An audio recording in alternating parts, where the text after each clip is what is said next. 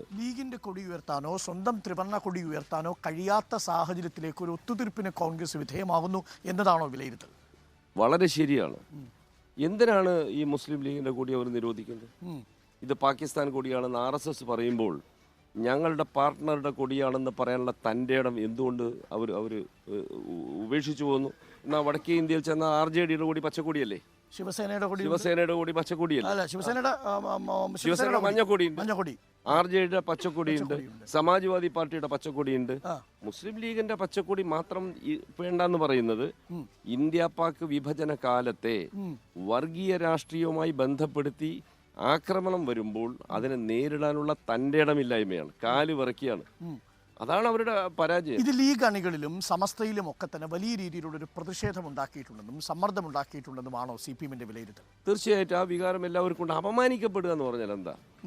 സ്വന്തം പതാക പിടിച്ച് ഒരു പരിപാടിയിൽ വരുന്നതിന് സഖ്യകക്ഷികൾ വിലക്കുന്നു എന്ന് പറഞ്ഞാൽ ഇതിലും വേറെ അപമാനമില്ല. അവർക്ക് വേറെ വഴിയില്ലാത്തതുകൊണ്ട് അവർ ആ മുന്നണിയിൽ നിൽക്കുന്നു എന്ന് മാത്രം. ഒരു ചോദ്യം കൂടി. CPM വീണ്ടും പ്രതിരോധത്തിലാവുന്ന വിഷയം പാനൂരിൽ ബോംബ് പൊട്ടുന്നു. തുടർച്ചയായിട്ട് ബോംബ് പൊട്ടുന്നത് മാത്രമല്ല, CPM-ലെ നേതാക്കളിൽ ചിലർ ഈ ബോംബ് സ്ഫോടനവുമായി ബന്ധപ്പെട്ട് പ്രതിസ്ഥാനത്ത് നിൽക്കുന്നവരുടെ വീടുകൾ സന്ദർശിക്കുന്ന അവസ്ഥയുണ്ടാകുന്നു.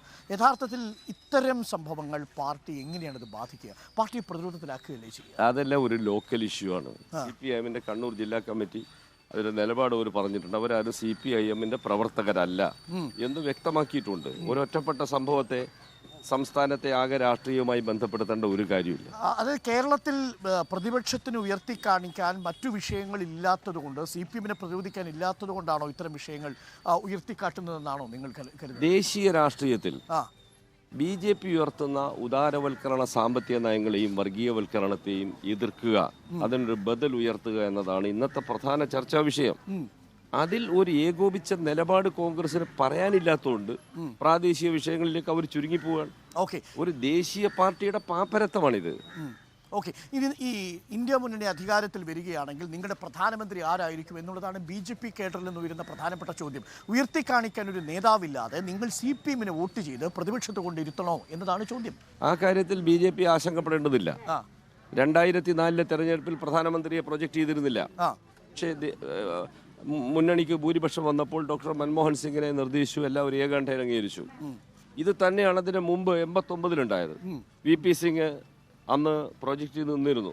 VP സിംഗിന് ശേഷവും ദേവഗൌഡ, IK ഗുജറാൾ തുടങ്ങിയവരൊക്കെ പ്രധാനമന്ത്രിമാരായി. എല്ലാവരെയും ഏകകണ്ഠമായി മുന്നണിക്ക് തീരുമാനിക്കാൻ സാധിച്ചു. അതിൽ ഒരാളെ മുൻനിർത്തി മത്സരിക്കുക എന്നത് അല്ല പ്രശ്നം, നയങ്ങളെ അടിസ്ഥാനപ്പെടുത്തി മത്സരിക്കണം. ഓക്കെ, ഒരു കാര്യം കൂടി. വടകരയിൽ ഷാഫി പറമ്പിൽ നാമനിർദ്ദേശ പത്രിക സമർപ്പിക്കാൻ പോകുന്ന സമയത്ത് തൊഴിലുറപ്പ് സ്ത്രീകളുമായി ബന്ധപ്പെട്ടുകൊണ്ട് ഒരു മുദ്രാവാക്യം ഉയർന്നു. അതിപ്പോൾ ഇന്നിപ്പോൾ LDF-ന്റെ സൈബർ ഇടങ്ങളിൽ വലിയ പ്രചരണ വിഷയമാണ്. തൊഴിലുറപ്പിന് സ്ത്രീകളല്ല എന്നാണ് മുദ്രാവാക്യം വിളിച്ചത്. എന്താണ് CPM-ന്റെ ഈ വിഷയത്തിലുള്ള പ്രതികരണം? തൊഴിലുറപ്പ് തൊഴിലാളികളെ അപമാനിച്ചു എന്ന് വ്യാപകമായ പ്രതിഷേധം വന്നിട്ടുണ്ട്. നമ്മൾ ഒരു സെക്ഷനെ അധിക്ഷേപിക്കുകയോ അപമാനിക്കുകയോ ചെയ്യാൻ പാടില്ല. ആ പാവങ്ങൾ തൊഴിലാളികൾ സ്വാതന്ത്ര്യം കിട്ടി 75 വർഷം കഴിഞ്ഞിട്ടും 200-300 രൂപയൊക്കെ ജോലി ചെയ്യേണ്ടി വരുന്ന ഗതികേടിൽ അലയുന്ന തൊഴിലാളികളാണ്. അവരുടെ കാര്യത്തിൽ കേന്ദ്ര ഗവൺമെന്റ് ഇപ്പോഴും കടുത്ത അവഗണനയാണ്. ഈ വർഷത്തെ ബജറ്റിൽ 30,000 കോടി രൂപ വെട്ടിക്കുറച്ചു. തൊഴിൽ ദിവസങ്ങൾ കുറയാം. കേരളത്തിലായതുകൊണ്ടാണ് അവർക്ക് ഈ സുരക്ഷിതത്വം കിട്ടുന്നത്. അങ്ങനെയുള്ള ആളുകളെ ഒന്നും അപമാനിക്കുക എന്ന് പറയുന്നത് മഹാക്രൂരതയാണ്. അത് തെരഞ്ഞെടുപ്പിൽ എങ്ങനെയായിരിക്കും ബാധിക്കുക? തെരഞ്ഞെടുപ്പിൽ ഇതുപോലുള്ള പാവപ്പെട്ട തൊഴിലാളി വിഭാഗങ്ങളെ അവഗണിക്കുന്നു എന്നത് കോൺഗ്രസിന് ബൂമറാങ് ആയിരിക്കും, തിരിച്ചടി കിട്ടുന്നുള്ളത് ഉറപ്പാണ്. Okay, thank you Shri Elamaram Kareem. ഇതിൽ നല്ല ചൂടുണ്ട്. ഇന്നൊരു വേനൽ മഴയ്ക്കുള്ള സാധ്യത കൂടി കാണുന്നു. ഈ മണ്ഡലത്തിലെ വേനൽ മഴയായി താങ്കൾ പോകുമോ എന്നുള്ളതാണ് പ്രധാനപ്പെട്ട ചോദ്യം. എന്തായാലും ആത്മവിശ്വാസം ഇരട്ടിച്ചിട്ടുണ്ട് എന്നാണ് മനസ്സിലാക്കുന്നത്. ഭൂരിപക്ഷം എത്ര കടക്കാനാണ് സാധ്യത? 2021 നിയമസഭാ തെരഞ്ഞെടുപ്പിൽ ഈ മണ്ഡലത്തിൽ 1,16,000-ൽ പരം വോട്ടിന്റെ ഭൂരിപക്ഷം ഉണ്ട്. അതിൽ നിന്ന് പുറകോട്ടില്ല. അത്രയും ആത്മവിശ്വാസമുണ്ട്. തീർച്ചയായിട്ടും വല്ലാത്ത ആത്മവിശ്വാസമാണ്.